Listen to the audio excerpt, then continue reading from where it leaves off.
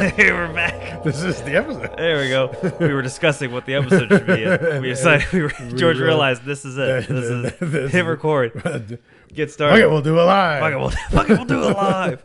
Welcome to this week's episode of Hollow Weekly. Nick and George here. First episode in the time of coronavirus. Yes, I hope everyone is safe washing your hands as well as they can. How many of you weren't washing your hands? Be honest.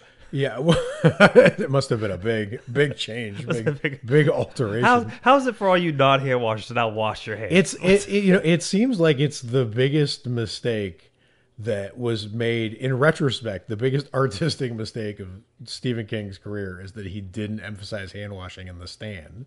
Yeah, because that might have helped us. Dude, I'm actually now. It's actually annoying how many articles you see about like Stephen King's and it's strange because I feel like that's the kind of forgotten Stephen King novel outside of Stephen King. Mm-hmm. So like for people who aren't familiar with Stephen King or aren't really horror fans, but they can't escape him because they get all the mainstream stuff from him and, you know, like whatever. Like I feel like they don't know what The Stand is. They know what The Shining is. So here's the thing. Right?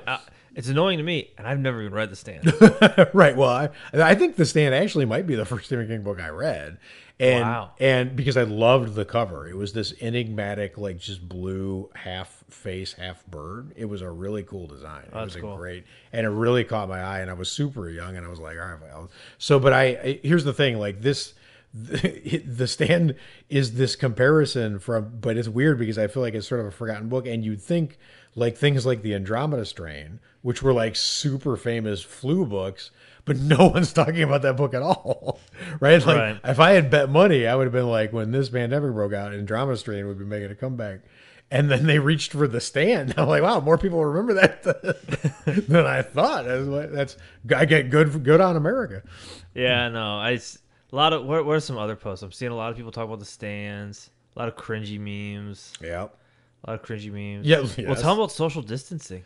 Oh yeah, so yeah, and then we because we had more time on our hands than usual, because we do this social media for Hello Weekly, we were like, let's just create a page for that concept of social distancing, and it blew up. Well, you made it and invited me, and I was like, it was like right before everyone was super familiar with the term social distancing. Right. So I was like, what is social distancing? I was like, is that real? You thought you didn't even like? I didn't even know. I was like, maybe this is one of like George's clients, and like I'm gonna like it to like help, you know, bump some posts. That is so weird because I guarantee you, I made that page sometime in March. Yeah, dude. I had no idea. It's amazing that like, but anyway, it became a really fun page in a whole different community. It's got a lot of Hello Weekly overlap. Like a lot of people came over. Yeah, well, it got like 30,000 likes. It's like Facebook 2 days. Yeah, it was weird. It was really crazy. Weirdest. But I mean, it was just lucky accident because that's the number one said phrase on the entire planet for like the last 3 weeks. I mean, all you're hearing is this phrase. And it sort of dipped down a little bit because we then went to like washing hands and like more important medical stuff. And then now that like things are starting to look a little bit better, people are like, by the way, don't forget social distancing. Yeah, exactly. It's like, and then California, where we're at. Well, first of all, great job, California. We're like really support your efforts. And then second of all, bad job, Glendale though. No, Glendale's fine. They're doing a good job. It's unfortunate that it's higher than a lot of the other communities. Yeah. But they're still doing a really good job. It's just I think a lot of it was, I don't want this to be a science podcast, but I think a lot of it was because we were so far behind it testing wise. A lot of it was what happened 2 weeks prior, right? So if you're a place that gets any kind of international travel, so we're right next to the Burbank airport. Yeah, is the point, and a lot of the places near the Burbank airport have higher level, which makes. Gotcha. But anyway, so it's weird because it was weird when I made the page. It's weird that wasn't even a concept for you. Like I was like, dude, it was really weird. How was this? We went to the Starbucks. There's only like one of them that has a drive-through, and when we went, there was like, because we're in Glendale, and there was one open, and then outside was like these like young group of Armenian dudes, and one dude came to join them, and they all were like hugging and like you're like, no, come on, guys. You see a lot of that. Get in the car. So here's the thing. What was happening was the last episode, the last movie we had seen in public was Invisible Man, which we did a review of, and we enjoyed a lot. And I'm an enormous fan. This is gonna sound weird, but I'm an enormous fan of the original Invisible Man, the one with Claude Rains, right? So I was like, all right, so this makes it obvious that if you're craving like that Invisible thing, and there's no other movies coming out, we all got to go watch Hollow Man, right? I was like, even though I've seen it, we got to go rewatch it. You either go Invisible Man or you go Hollow Man, right? And I'm sure like Memoirs of Invisible Man, and you'll do all these other things, but like Hollow Man is definitely the weird thing is because of how the Elizabeth Moss Invisible Man was executed, it felt so much like Hollow Man in parts. Yeah. That you're like, okay, we got to go this way because it did not feel like the original, and it definitely didn't feel like it felt. Hollow Man was really tech. That was the point. Like in the original, man, there's no tech. He's in bandages and sunglasses. Right? He had beakers. Yeah. Like there's no science talk at all. There's like 30 seconds of like vague, like I mixed the streams, and then it's like I'm invisible now, right? Like all science from that era was like talked about, but so we're like, let's go check out Hollow Man. Now here's the weird thing: is the reason I wanted to talk about this in the episode is because Nick loves Hollow Man. He saw it a long time ago and has not rewatched it. I strongly liked Hollow Man when I first saw it, probably the same time Nick saw it. And then I went back and rewatched it, and I am now convinced that it is the worst remake of a Universal property possibly of all time. That's really fucked up. And it really blows my mind because it's Paul Verhoeven, who I really like. I love The American The Ring. I love that movie. I didn't know he did that. Yeah, and he did RoboCop. I mean, this guy is a great director, right? So not only is Hollow Man, because I didn't know he directed it when I watched it. I just, I didn't know because I was like, exactly. Well, I think I was. What grade was I? I think I was. You're almost invisible. I was in like. you were only weighed 4 pounds. The swimming man. I think I was probably in middle school. I think that was just like my real horror movie awakening. Is that near Jason X? Yeah, because for me, like horror was always like the Universal monsters of growing up and like Tales from the Crypt Keeper. Right. Yep. And then when I got into middle school, that's when I got into like the slashers and like the real deal horror films. So I think it was around that time. So it's about that time. Yeah, and DVDs were still pretty new. Okay. So and that makes sense. You can tell by the movie itself. Like the tech in the movie is very Jurassic Park. I can remember some of that. Yeah. And the effects in the movie are very Jurassic Park. We'll get to that in a second. Right. But the point is, it blew my mind how awful this movie is because everything. I like Kevin Bacon, I like Elizabeth Shue, I like the director. The writer wrote End of Days, which is a good movie. Is a mildly interesting movie. Like it's not a movie I would hate, right? So like I was like, all right, I'm ready to go rewatch this, have some fun. Invisible is like one of my favorite like horror superpowers, like things you can do. Like I find invisibility more intriguing as a concept than like being in someone's dreams, like Freddy style. Mm-hmm. So I was ready to go. And then when I was done with it, I was like, wait, the central character in this movie is playing Harvey Weinstein. Yeah, Kevin Bacon is playing Harvey Weinstein. And there have to be at least 6 like really disgusting assault scenes on women, right? And the concept of invisibility is inherently creepy. Like it brings out bad thoughts, right? Right. Like in ways that other superpowers wouldn't necessarily bring out bad thoughts automatically, right? Like if you gave someone, here's an example, right? If you had super strength, right? Or no, a better example. You had super speed. What's the first thing you can think you would do with it? I'm running around the world just like a couple times. Right. You'd go on like you'd go sightseeing basically fast. You go fast sightseeing and show that you could do it. Break a record. I would try to hit up every Piggly Wiggly. Right. Right. Exactly. So, and I knew you were going to say this or some variation of this, and that was my point. Is nothing you just said is creepy. Now watch this. What's the first thing you think to do if I give you X-ray vision? Right? Where are you getting at, pervert? Right, exactly. Right? Because some superpowers are inherently creepier than others. No, I would have such a hard time with super. Like, could I control it, or is it just like hit? Because like otherwise, of course you can control it. Just what's the first thing you would do with it? Oh, dude, I'd go to like a doctor's office and be like, "Listen, that X-ray machine you got, out of date. Pay me some money, dude." Pay me some money, Dude, you're dude. turning into an opportunity. That's Yeah, mildly creepy. I would either go to a doctor's office or replace like all of the TSA. Just like Okay. get rid of that dumb swirly machine because Okay. they're already looking at our junk already. Okay, watch how you're making my point. Your answer to the one was, "I'll take a beautiful trip around the world." The other one, you made a beeline for a doctor's office. Yeah, but like to harass someone. what's okay? Let me ask you this. It's creepy. In all seriousness, it's I think in general it's creepy. Yes. Just in general, because like what is a non-creepy thing you could do with X-ray? It's going to involve someone's body That's what I'm saying. or a person's body. Exactly.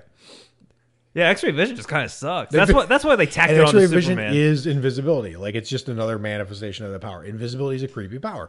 So I get that you're going to demonstrate that, but there's something wrong with the way they did it in Hollow Man. Like, it's terrible, and it's bad. First of all, it's even if you were charitable about it and you were like the writer and whoever was responsible for this shit, the charitable thing is they want to make the main character incredibly not sympathetic, because they do kill him off pretty spectacularly in a cool scene in the end, right?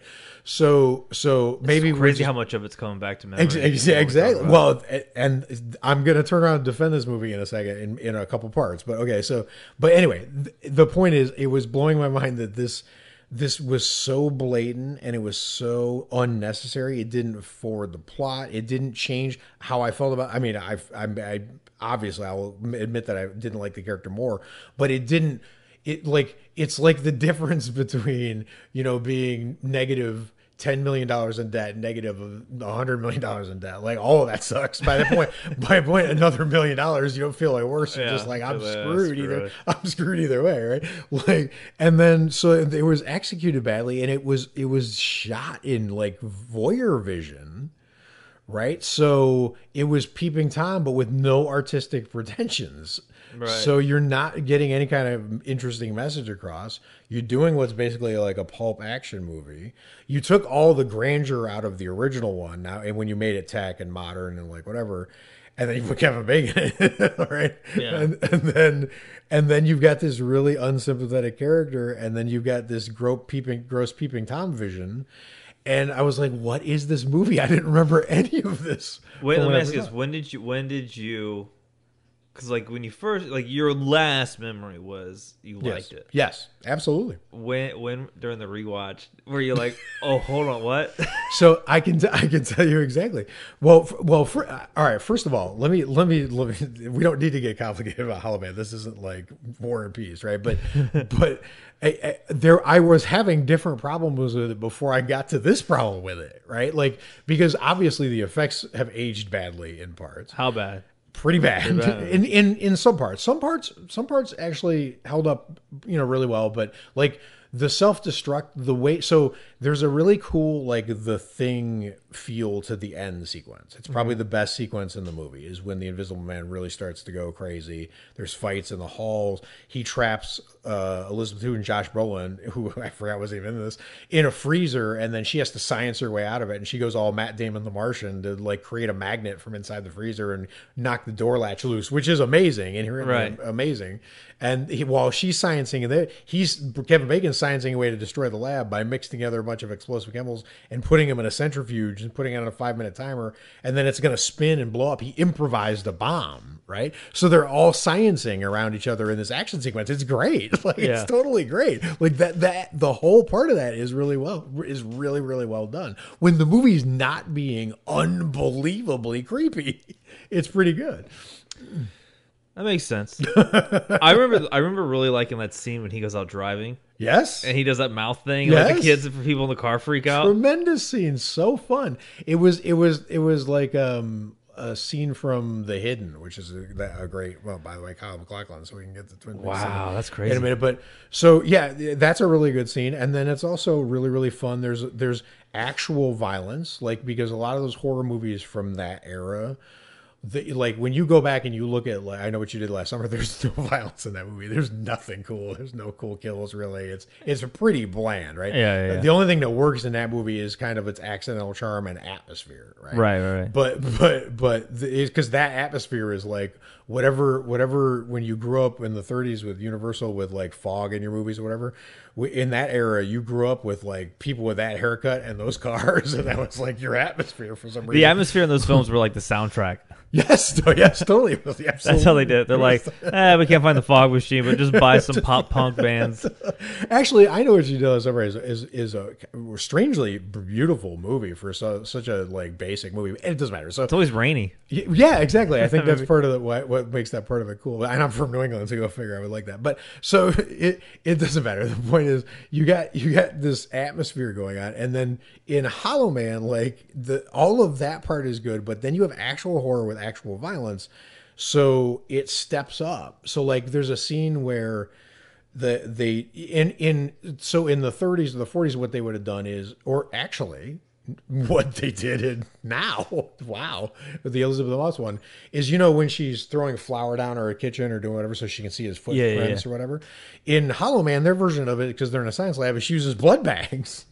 Right? Oh, that's right. She starts breaking them open. I couldn't remember if it was blood bags or did she use a fire extinguisher at one point? Yeah, that's what. Yeah, but that shoots fire. But yeah, basically like a torch extinguisher. Yeah, and true. They use fire extinguishers too. Yeah, I mean, I forgot about the blood packet scene though. She uses the blood packets, and then they fight in it. So they're like WWEing in there in the blood, and it's disgusting, and it's very horror, right? So like you've got like that, and then there are actual kills that are really horror. There's this sympathetic guy that he's the red shirt guy.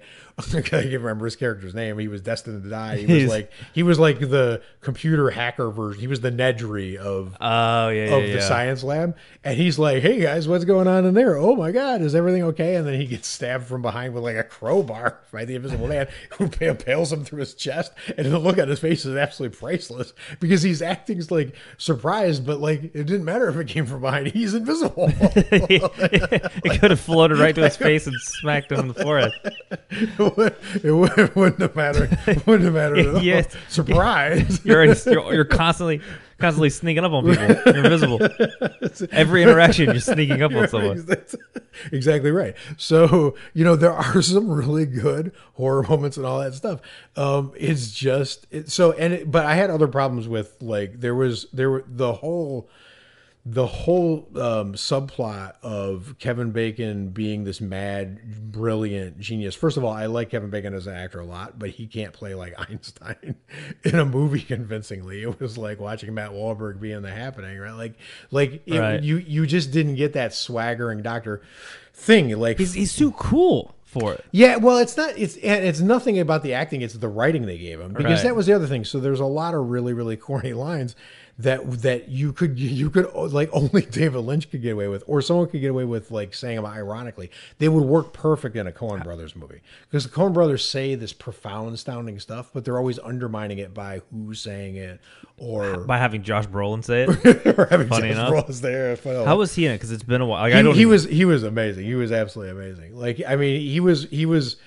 You could see he was like a star coming. Like it was just really cool to see. So yeah, I don't know. It's weird. You got to go rewatch it and see what you think of this movie, because if you only saw it a long time ago and have this vague memory of it, like the first 2/3 of it are really, really painful. And then there's a payoff that it's just Paul Verhoeven doing. He did Pirates of the Caribbean, right? I don't remember. I'll have to look it up. I don't remember. I can look that up while we talk. But I think I watched Hollow Man like around the same time I had seen Wrong Turn, which is weird that you brought that up. Mm-hmm. Because both those movies, like, there's something so strange about Hollow Man. Look this up. About the movies in that time, because like we did like the few episodes a couple years back about like, was it 2002 or 2004? 2003, one of those years where it's just really suck ass. Yes.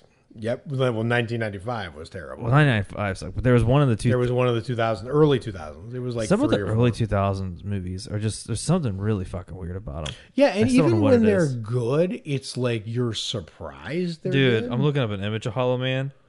He kind of he looks like Ryan Reynolds as a burn victim. It's so weird. It's just it's just a strange.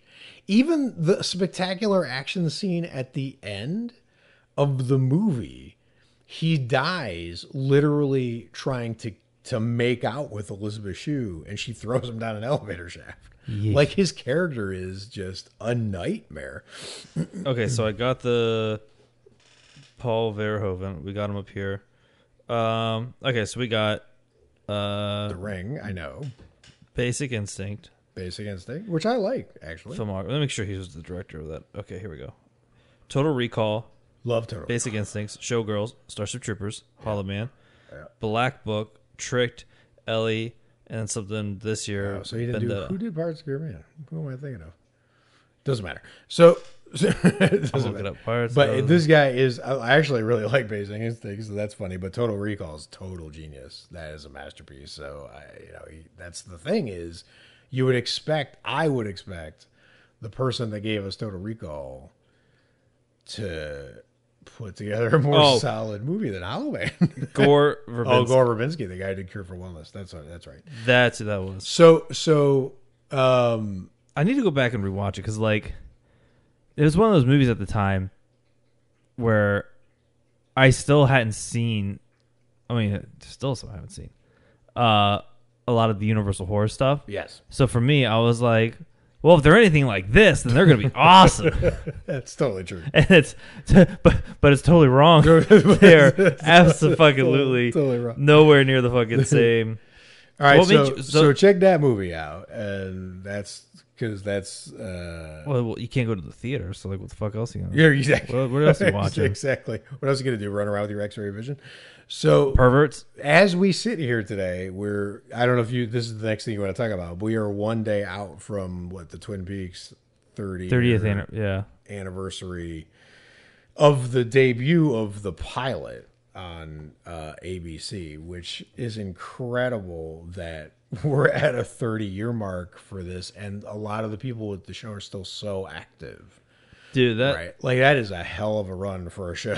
dude, what's weird about it is like, because like I was never on the Twin Peaks train until you started talking you're way about too it, young for- and when the returns came back, Mm-hmm. and so like I still haven't seen like a lot. I've seen Firewalk with Me, Mm-hmm.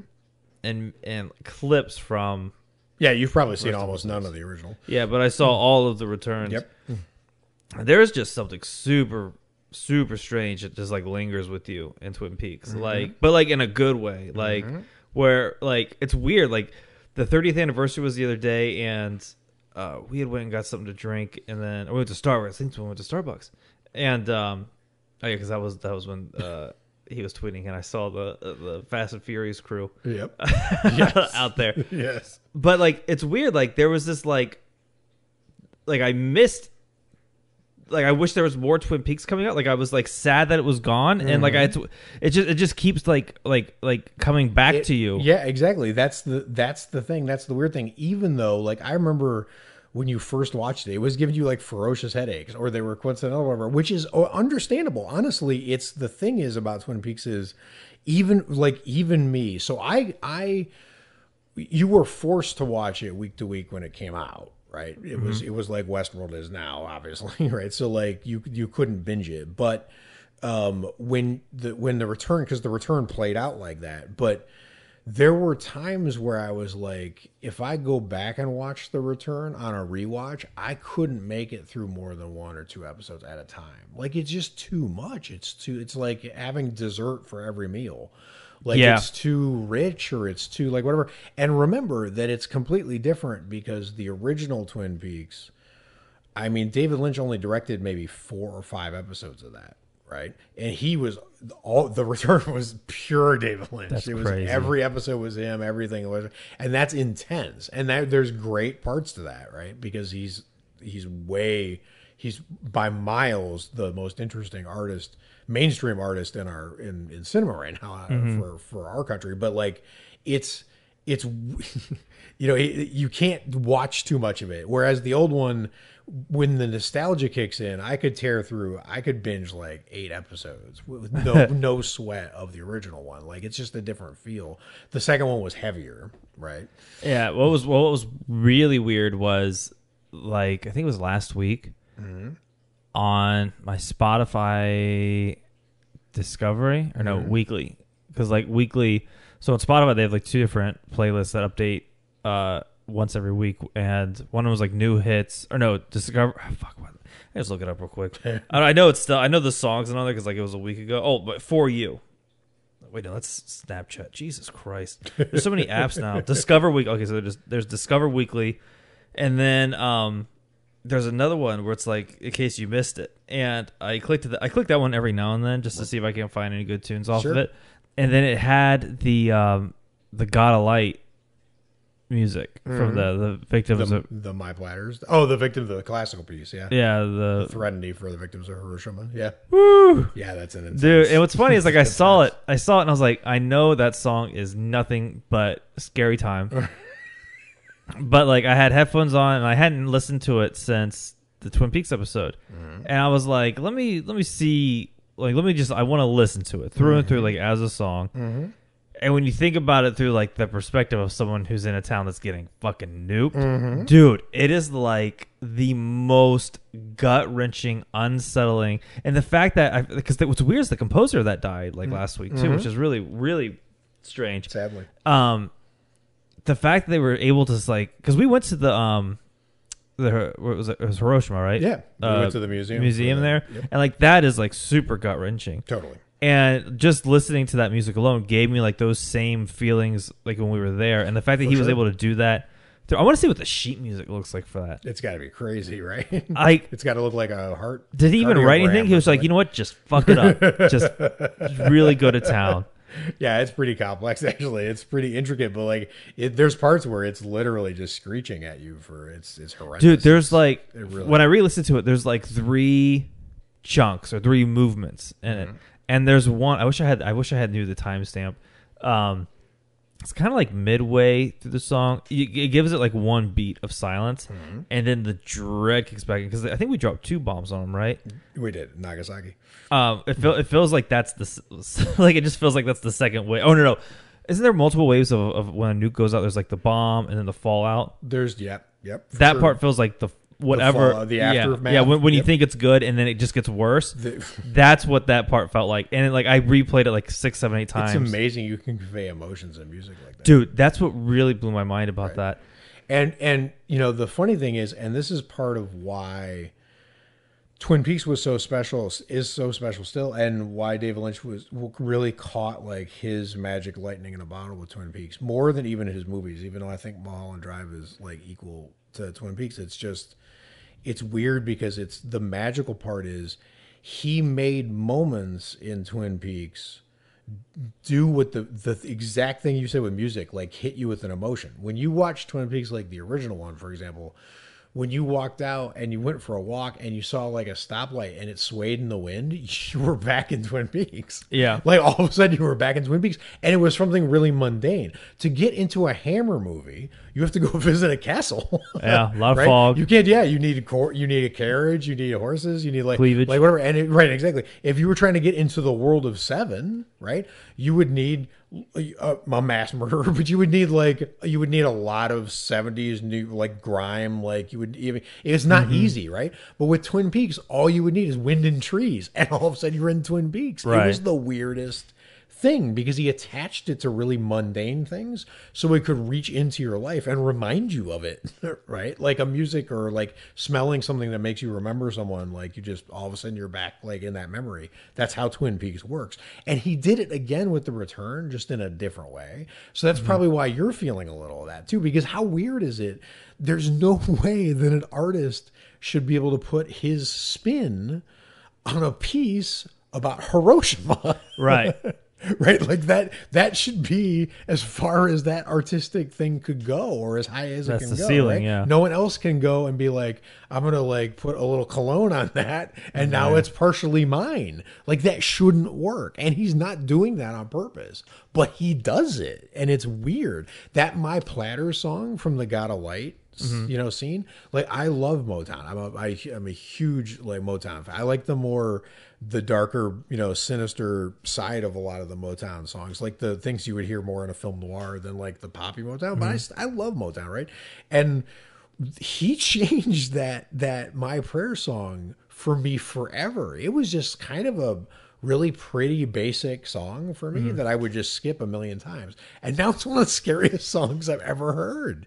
He just changed it with like That whole episode was fucked up. right? What I really liked about it was, especially towards the end of the night when they all got to the last episode. I mean, I can't like hear like what year is this, and then not go watch the scene Right. on YouTube. Totally. It's still one of the craziest endings I've ever seen to anything. Super chill. And it's so goddamn scary. But what I liked about it was, I mean, we had discussed the ending at length, and then probably both went off and read like threads and message boards about like Watched what we videos. yeah, just to see like if we could get a footing on what the hell happened. And I felt like we probably both found answers we were cool with, but when they aired it and I went back and rewatched the scene, it made me question everything. So like there's never anything that like the ground is always shaking Totally. in Twin Peaks. Like Totally. you can never like believe in one thing. Even like someone said Mark Frost wrote down like what the ending was, and even then like you were like I don't know about that. I don't know about that. Well, exactly, and that's the thing is in my head I call it with the really really good artists, the ones who are really trying. I think of it as meaning plus, right? Like really good artists have meaning, right? But Right. like the really great ones have meaning plus. So like Alfred Hitchcock is a really really great artist, right? When he was doing Vertigo is meaning plus. Like you can get a basic meaning out of that. You can be like, this is what it's like to be obsessed with someone and be driven crazy by obsession and have mental illness and like whatever your meaning for the movie is, right? But no matter what your meaning is, you feel that Hitchcock put something on top of what you just figured out that's plus, Right. and you're not gonna get it. Right. And that's what David Lynch does, but he does it all the time. There are Alfred Hitchcock movies that aren't meaning plus, right? Like, I think Psycho is meaning plus, but a lot of people wouldn't think it was meaning plus. I think Birds is meaning plus if you think of the birds as a manifestation of like nature or the world striking back for humans. Like you can spin it however you want, but you can get to an interesting meaning, right? Right. When you look at some of his more basic, like the thrillers and like, but there's not a lot of meaning plus in Foreign Correspondent. No, it's just pretty straight up. Right. I mean, there's a little bit culturally and like historically, but there's not like in terms of you could tell his interest in that movie is just to do. It's Hitchcock's James Bond, right? So Yeah. he's not trying to put some kind of existential thing on top of James Bond over there. But David Lynch can't do anything but meaning plus. That's all he's capable of. I always think about how like what they said when the Returns premiered, they had a party and he was somewhere making a chair or like a desk. He or was something making like that. furniture. Yeah. He's making his own desk. He's been making his desk for that desk for 3 years. Dude, I'm so 'Cause jealous. it's got all these features in it. I'm very jealous of how little FOMO David Lynch has. Yeah, he doesn't. I mean, he turned down Star Wars for God's Dude, sakes, like because if, he was giving a if I directed something like Twin Peaks: The Returns, right, and then they were having like a watch party for like the first 2 episodes, right, dude, there's no way I wouldn't show up. right, right. Like I would just be sitting at Well, home. he's anti. He was going on Twitter all the time, ironically telling people when the return was about to air in real time to get off Twitter, just watch it. He's against that. And what's interesting and really cool is, and he'll never hear it from here, but like I just have to give a really special shout out to Kyle MacLachlan because he is really special. He's a really special celebrity. It's hard for me to explain. It's hard for me to put in words because it's bigger in my head than the way it comes out. But I can't tell you. He live tweeted the Twin Peaks 30th anniversary the pilot aired. Twin Peaks fans swarmed the internet, and he did Instagram TV afterwards. So like he had he was really fan servicing all day, but he was doing it genuine because he's a really genuine guy, right? You can tell. But the amazing thing is that the magic thing about Cooper is that Cooper is strong and a little vulnerable. He's smart and a little behind the curve. He's intuitive, but a little blind to like what's right in front of him. Like Audrey's been in love with you the whole time, or whatever, right? Like, and he's cool under pressure, but he's also a little bit panicked because he always wants to do the right thing and get duty, right? So he's got that combination. And Kyle MacLachlan talks in that tone as Kyle MacLachlan. He's cool and a little corny. He's like giving you meaning with the answers. Like fans would be like, what about this? What about, like, what about this? And they were all Twin Peaks mysteries that he's not allowed to reveal if he even ever knew them, or if it's just in David Lynch's head, right? And people would be asking him really crucial questions like, when you woke up, when you played Dougie, were you playing Dougie as Cooper Dougie, or were you playing him as just Dougie? Which is like a fundamental question of the meaning of Twin Peaks, whatever, And he was like, doing the best I could, thumbs up, like, and it was like, he's not answering the question, but he doesn't want to not answer the question. But he was doing it in cool Cooper style, is the point, right? And not a lot of celebrities can do that, right? Like I imagine whatever you think of, like it would be to hang out with like Kevin James, it's probably not what you think it is when you're hanging out with Kevin James, right? Like if you think you're hanging out with the King of Queens or whatever, like he's probably not acting like that, right? But Kyle MacLachlan kind of is Cooper, right?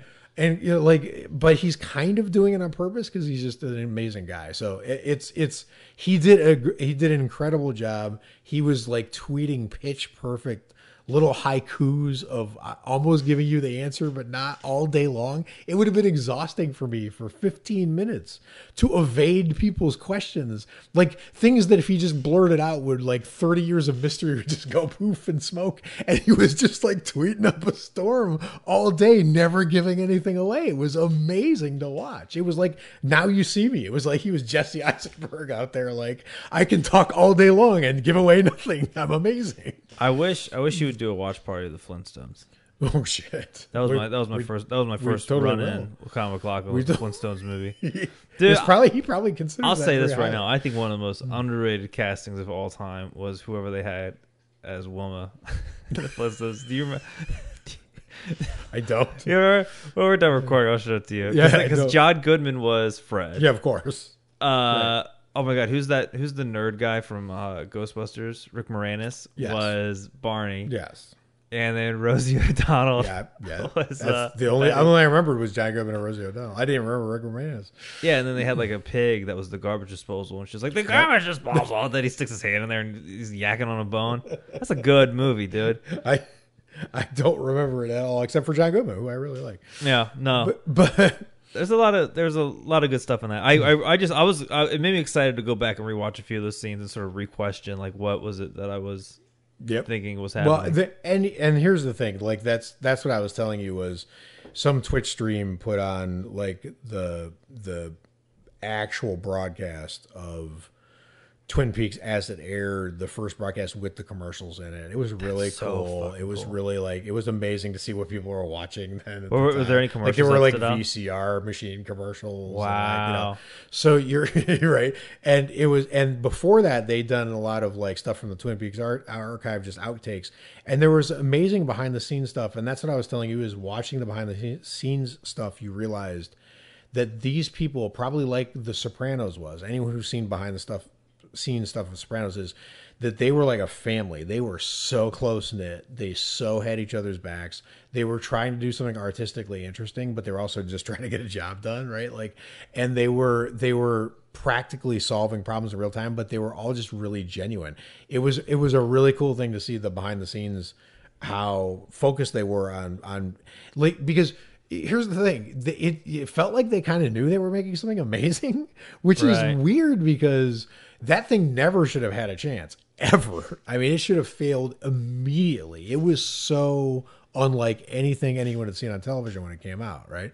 So you got to be like, that's the thing, is David Lynch is so charming, right? Like he's so deceptively charming because he's also kind of hostile, Yeah. right? But he's also like super sweet about it. So it's because he can be really cutting. That's like one of the most famous memes about him that floats around the internet is the thing about Eraserhead. You said it's your most spiritual film. Can you elaborate that? And his answer is no. No. And that's kind of rude, Yeah. right? But it's also kind of great. And he can do that. What's weird is there's 3 clips of David Lynch that come to mind. Like that one. Mm-hmm. Then there's one of him talking about Einstein. He goes, remember that clip where he was like, Einstein must have had a hard time surrounded by fucking idiots. Yes. There's that one. And then there's the clip that was circulating just a couple weeks ago of him directing children. And he's like, wouldn't it be beautiful if you just started crying? How beautiful. Would you just cry? Come on, how beautiful would that be?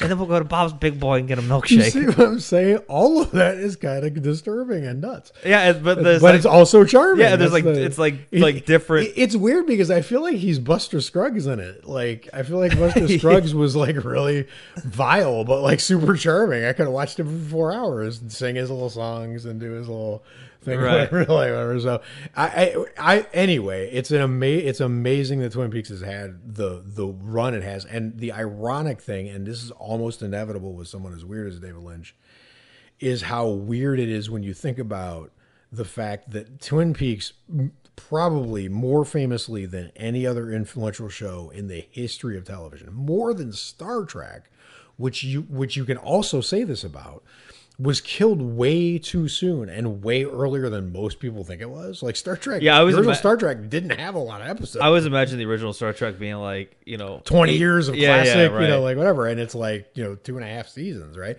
But like Twin Peaks was 1.5 seasons when it was basically killed, and then zombies stumbled to the end of its season 2, and then a spectacular, just nuclear hostile finale from David Lynch, like blowing up the entire world. So it was the fact that it was killed so early on. It was like the James Dean of TV shows. And then now it's one of the most longest running phenomenons in TV. It's pretty fucking wild. How weird is that? It was killed early, vanished forever, never produced anything new, and now 30 years later, we're talking about it like it's still relevant because it came back. And then it's just weird that is how that worked out, because he erected 2 poles in time. He put one way early and then he popped up over here, and then he strung like a thing between them, and now he's like got the world record length of influential TV. That is very strange. Without doing any of the middle work. Yeah, he was just like, I'm going to do my other stuff. Right. It was just like Laura Palmer said in the series when she said, like, I'll see you in 24 years or whatever the number was when she said it, the character. And you're like, he wasn't kidding. He's like, I'm going to chill for 2.5 decades. I got some other shit I want to make. Go back, which is kind of amazing. So it was fun to go back and like reread what's weird is like big publications were talking about, but then I went to go check like Reddit and all that other stuff, and like it was kind of quiet. But Twitter on the return up. On the return, well, for the 30th anniversary. Oh yeah. You're right. I didn't see a lot of. I mean, I saw a lot especially in Facebook groups, but I saw a lot where dedicated communities. A lot of Facebook groups. Yeah, it was a big deal. It's a big deal to the really. It was a big deal to me, but it was a big deal to the really dedicated fans. But you're absolutely right. I think that considering like the most thought out theory, the most elaborate theory, the Twin Peaks Explain No Really, video from, I forget those guys' names, but since that theory is basically that the whole premise of the return was anti-nostalgia, that you can't go back, that Twin Peaks can never come back. That was the point of the return, that it can't return. That is like the prevailing theory right now. I don't agree with that part at all, but like the fact that that's what most of the smart people try to think what it means, they've landed on as the meaning, right? They think like, where do you go from there? It's a dead end. Yeah, there's nothing else to talk about. If the sequel to Twin Peaks was like, there can be no sequel, bye, and then, peace out, and then it lights out, and then it vanished again, like literally shorted out and went black. Like, where do you go from there? What's there to discuss? I think people are having that kind of feeling. I think it's wrong. I think there's a lot more vitality in that universe, and I think it's just hard to cope with how David Lynch never gives you answers. Yeah. Do you think they're gonna ever do season 4? I don't know if they'll do a season 4. I suspect. I don't know anything or have heard anything in any direction, but my hunch is that they would have to. That what's probably going to happen is they're probably going to have to Deadwood it. So like Deadwood, which is one of the very few shows that ever approached Twin Peaks in quality, it got killed too soon, right? Which is I guess very that could strange. Also be right. Yeah. And then it basically ended with a special 2.5 hour movie. So they took what would have been the last season and compressed it in a movie, and they made it way later. I mean, the characters are way older than when we left them, so it's kind of like Twin Peaks: The Return, right? And I can't imagine they're going to leave Twin Peaks where they are, because let's be honest, David Lynch loves Twin Peaks. Like he loves that universe. He was, I think it scarred him for life when it was killed, right, by cancellation. You know, like when it happened, and I think he loves that universe, and I think he would take an excuse to go back into it. But considering how he works, how complicated he works, and like I just, it's hard to imagine them executing a whole nother season, especially with how old some of the cast members are at that point, right? So like, I don't know, man. I feel like they're gonna abridged close it up because they can't stay away from it, but they don't want to leave it the way it is, and that would be my guess. And I don't know how I feel about that, because the ending of this is kind of perfect, but kind of also super aggravating because there's no answers there, and you would want at least some answers. I know. Possible. I don't know where I land on it. Right. Put it in a book or something. I don't know. Mark Frostel is right up just there. just ending it with that scream is like perfect. It is kind of perfect, but that's, the thing is that, do you know how the original Twin Peaks ended? With the mirror? Yeah. And Bob, that ending, like when that ending happened, that was the first time that I remember watching a television show having that feeling that everyone had when The Sopranos cut out. Like, I remember thinking something's wrong. Something's wrong with my television. Something's wrong with the world. Like, something's wrong with society. I'm like, how did this madman get through into your system and convince you to spend $22 million to end a story on someone ramming their head into a mirror and saying, "How's Annie?" Right. Like, how did he trick you into letting that be a thing? Right. That happened in the world, right? You're right. So because that didn't happen then, it's way more common now to end on strange. As a matter of fact, it's odd when they end normal now.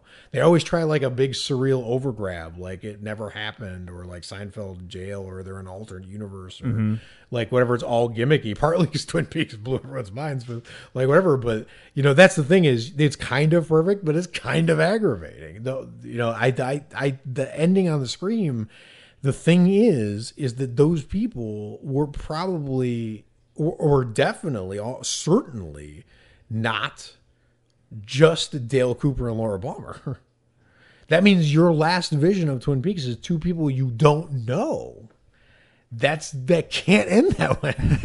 I can see where the frustration starts to unravel.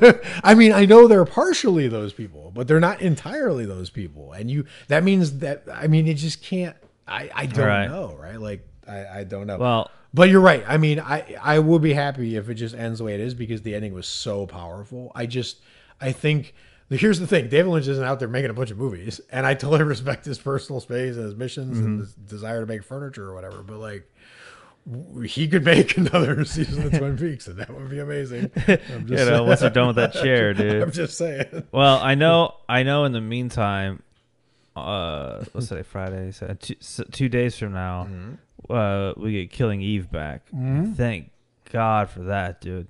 Although that's a weekly too, right? That's a weekly show too. Of course it is. But I'm kind of glad that there's some weekly shows back, because now I it's like, I am too. Because like now Sundays we'll have Westworld. Yep. We'll have Killing Eve. Yep.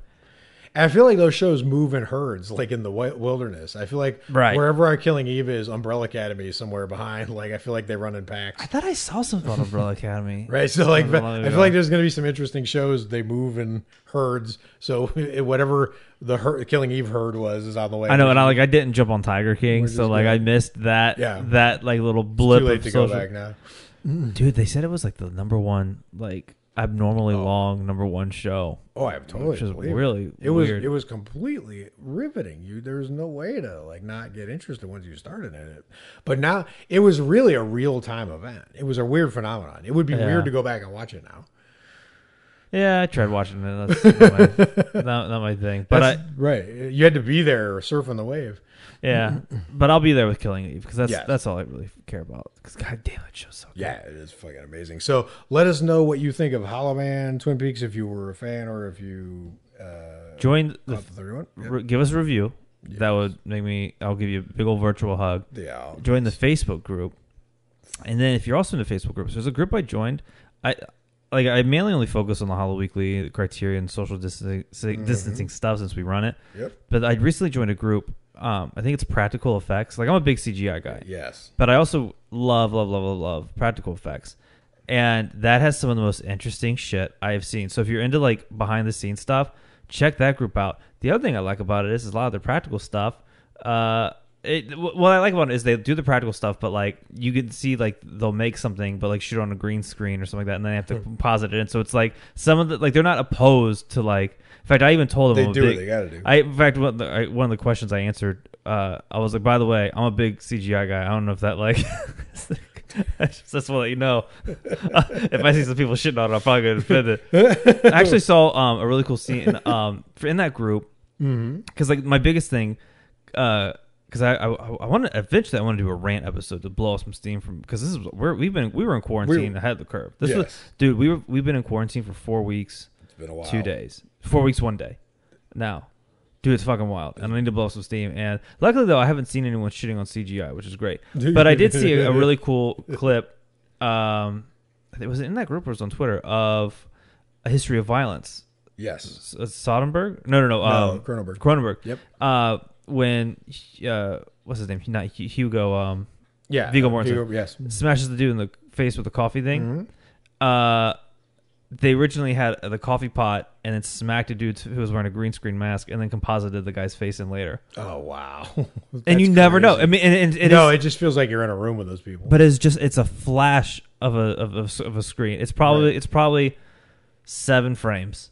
But like it just gives you that impact. And that's why I never got that. That argument never made sense to me. That argument was like, like I agree. I agree. If you're painting some stuff and everything you paint is nothing I recognize, then I'm probably going to be annoyed by your painting. Unless you're Picasso, then go ahead because you're a genius and what you're doing is like it works because you're making it work somehow, right? Like why argue? Like of course Cronenberg would do CGI amazing. He would do practical effects amazing. He would do editing amazing. He's Cronenberg. He's pretty cool, right? Like, you know what that reminds me of? I want to reach out to the Corridor Digital guys and see if they come on the show and talk about this. Definitely. Now that we're in quarantine, I have a list. So like, you got a Zoom list. I got a Zoom list. Well, I want to reach out to them. I want to reach out to Darcy, the mail girl from Joe Bob. Yeah. I want to get back in touch with Joe Bob's assistant. Yes, because we were going to do that, and then the Shutter thing would happen. Yep. Let us know who you'd want to see on the show. Oh, because we got an email for someone who has a show on Adult Swim, so we're going to try to get that happen. Because I kind of miss doing interviews. Yes. I miss throwing that into what I wonder. Well, now everyone's virtual interview. Everyone now, we were doing Zoom before it was cool. I just want to let you guys know that. So, also, leave a comment if there's anyone you want us to interview. Let us know. We'll reach out to them. I like reaching out to people. Reach out to them. You know? Yeah, even if they're dead. I'll do a Ouija. Yeah. I'll do a seance. I won't. I'll back out. Until next time, stay scary, watch horror movies. Bye, guys. Bye, guys.